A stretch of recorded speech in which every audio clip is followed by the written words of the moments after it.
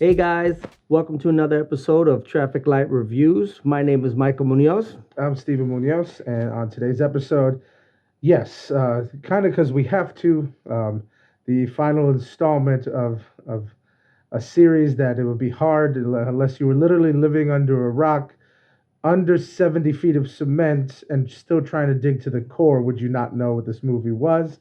We'll be talking about Star Wars: The Rise of Skywalker.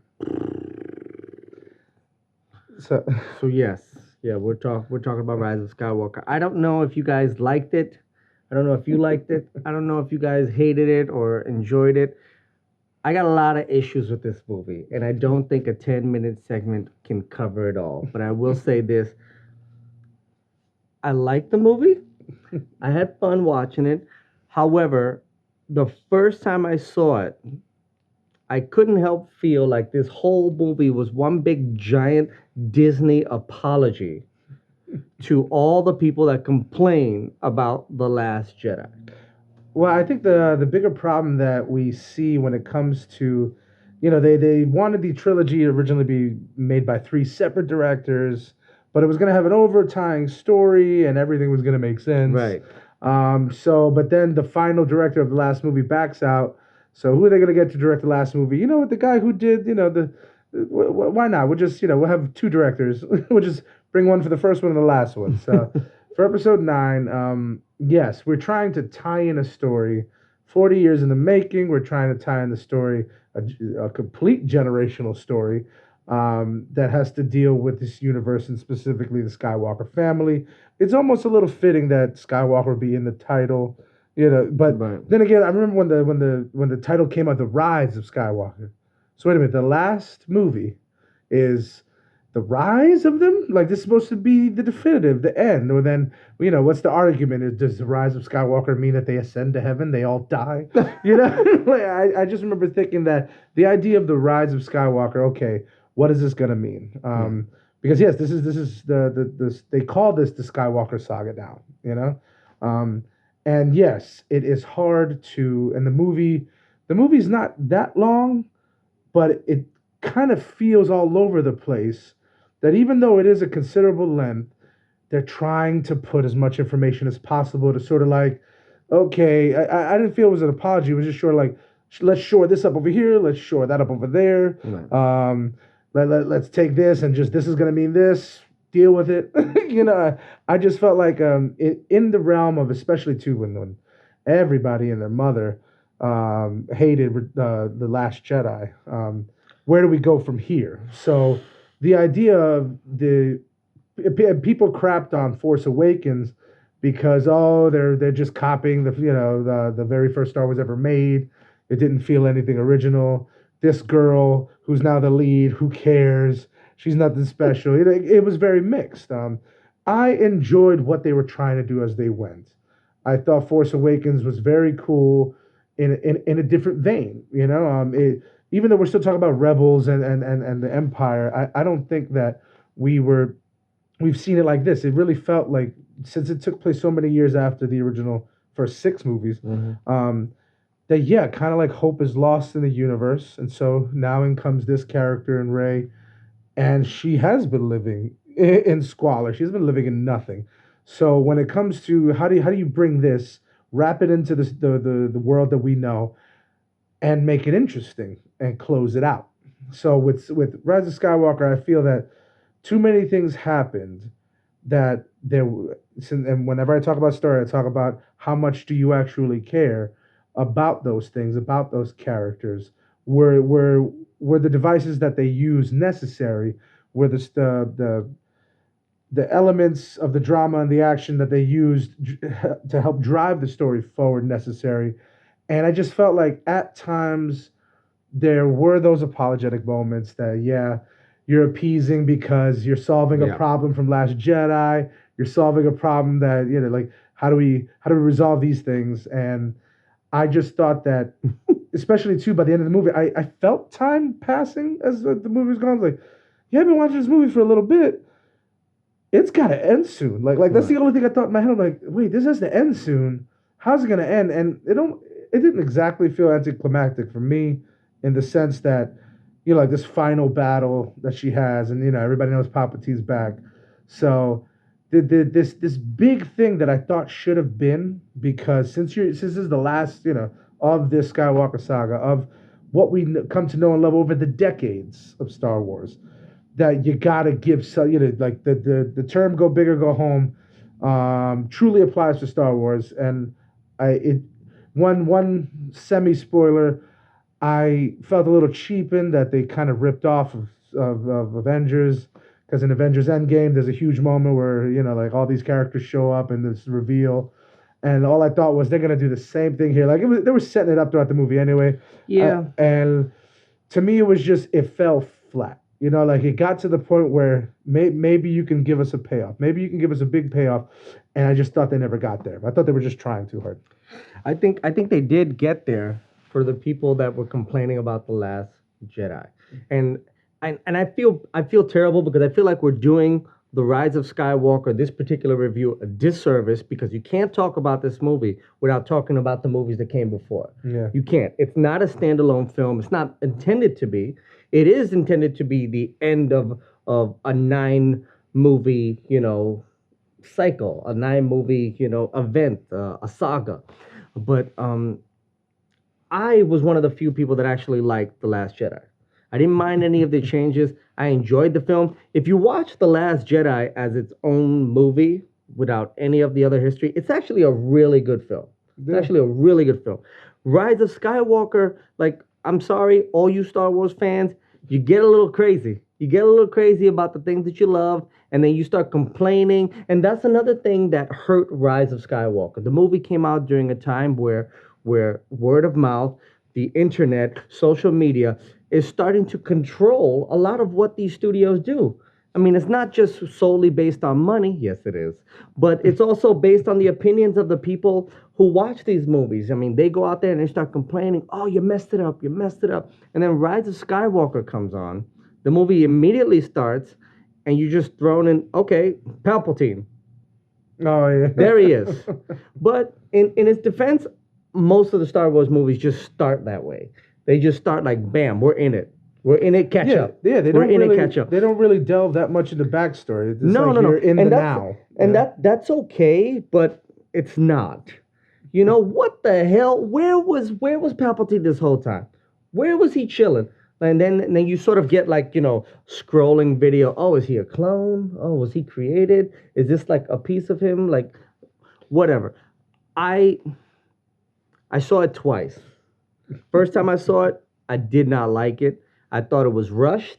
I thought it was choppy. I thought it was straight to the point. I thought the ending was very anticlimactic and expected. Like totally like, what's the word? Predictable. I mean, it just, I loved Force Awakens. And I felt The Last Jedi was really interesting, what they were trying to do with it. But The Force Awakens for me, the Rise of Skywalker was a step backwards. I really felt like it was a step backwards. So let's answer all these questions, but then not answer all of them. Let's tie everything nicely, but not really give you any substance. The movie relies on your nostalgia, on your love of the series. And if you love it, you'll love certain things about it. A lot of people did like this movie in comparison to The Last Jedi, but the second time I saw it, yes, I enjoyed it more. I did. Because I wasn't expecting, I knew what to expect. I knew what was going to happen. So I took everything at face value and just let it soak in. But that first viewing, it just felt like Disney and Kathleen Kennedy, what the hell's her name? Kathleen Kennedy, the producers at Lucasfilm and Disney going, we're sorry. Here's our apology film. It didn't feel like a real movie for me. It felt like we're just going to try to make everything work. And as much as I love Carrie Fisher, and as much as I love seeing her on screen, it did not feel organic. I'm sorry, that's just me.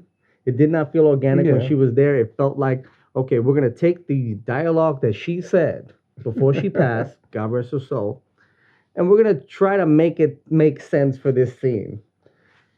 And it didn't feel right, and that's another thing. When you're an audience member and you're aware that actor is dead, They're using stock footage. How are they going to make this work? So you're sitting there in the audience thinking, how are they going to make this work? You're not really sitting in the audience thinking, oh, Princess Leia is there. What is she going to say now? What is Yeah. happening now? What is the next step? You're watching it thinking, how is this going to work? And it takes you out of the story. It didn't work for me. I wasn't crazy about the automatic arc for oh God, what's his name? What's his name?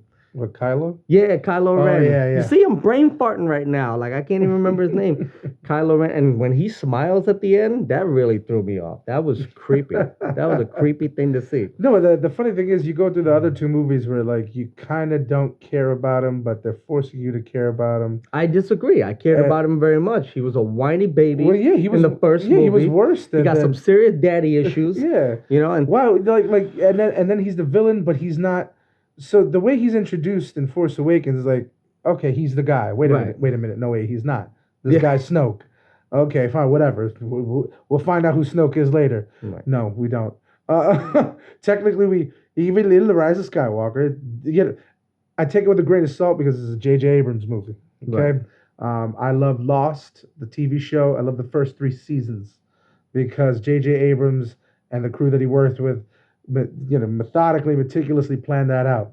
When he does meticulously plan something, that's amazing. And then they were forced to make 3 more seasons, Right. Because the show was such a success. The studios didn't want to, and NBC didn't want to stop, so they made more. And then everybody knows who's seen it, like what the hell happened with the show? It just went everywhere. It didn't make sense. J.J. Abrams, when he went into Star Trek, he methodic. He took it over. He brought a new life, a new face to it.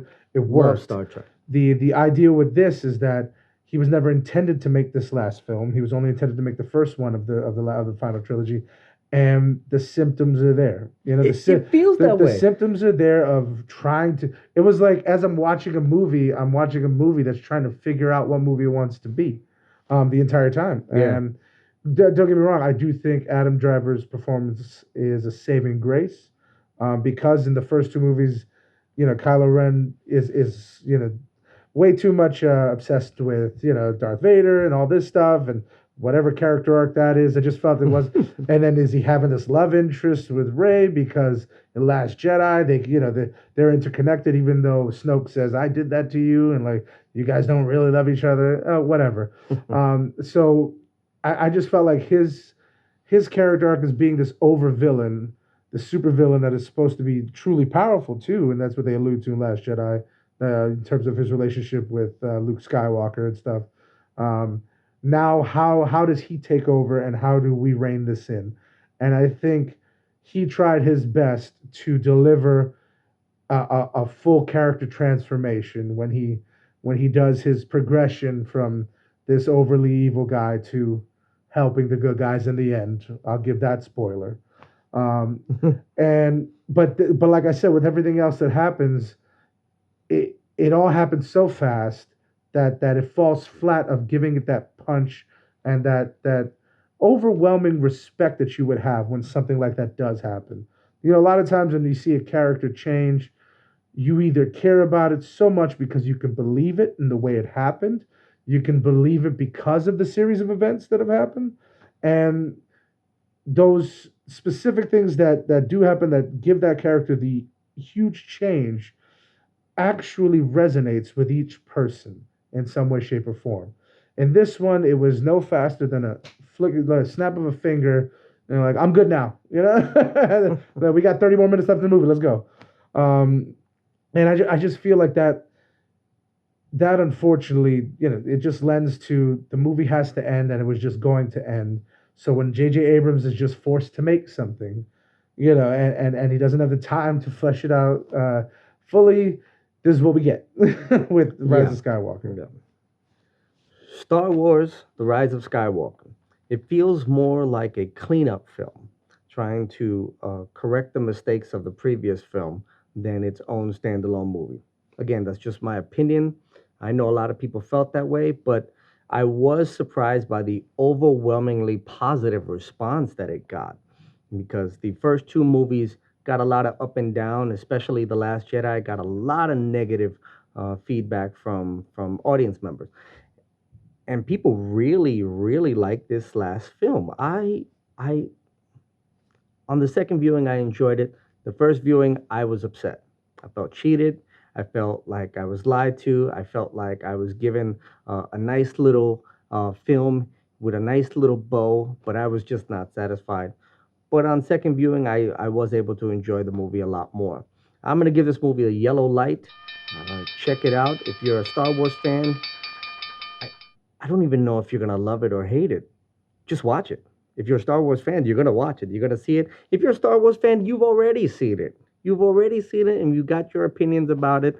And hopefully you liked it because I hate for you to waste your time. So, Rise of Skywalker is supposed to give us the closure we all wanted, the closure we all thought we needed, and it just gave us a movie that ended. Unfortunately, I wish I could say many more positive things about this. I almost would want to tell people that this is something you could easily miss because you're not going to miss much. But when it comes to, I think, the significance of this movie, the significance of this series in cinema history, I'm going to give this a yellow light. I don't think you'd entirely be wasting your time. There's something to be said when it comes to what this is and what this means in pop culture, in society. And so this isn't going away. I do see Star Wars lasting for a long time.